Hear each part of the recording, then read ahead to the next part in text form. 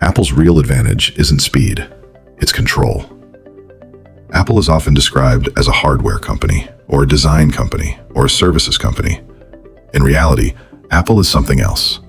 It is one of the most ultra-verticalized systems in modern technology, operating at massive scale. Apple doesn't dominate smartphones by unit volume, but it controls a disproportionate share of the premium market, user engagement, and industry profits. Scale at the top of the market creates leverage few companies ever achieve.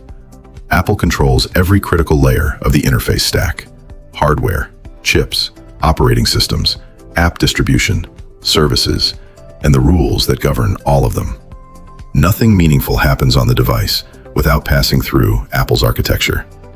This is not efficiency, it is structural power. The iPhone is not just a product, it is the default gateway to the digital world for hundreds of millions of users. Touch, voice, biometrics, notifications, payments. Apple decides how these interactions work, when they change, and what is allowed to exist inside them.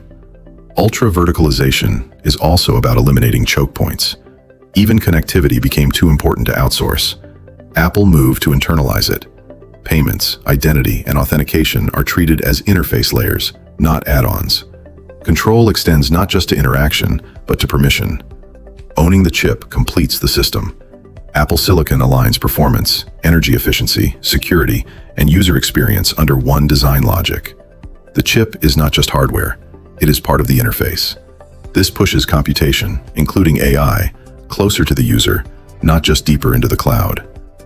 Apple's acquisitions follow a consistent pattern. They don't diversify the company, they reinforce vertical integration. Capabilities are absorbed to tighten the system, not to expand it outward. Apple doesn't buy growth, it buys architectural closure.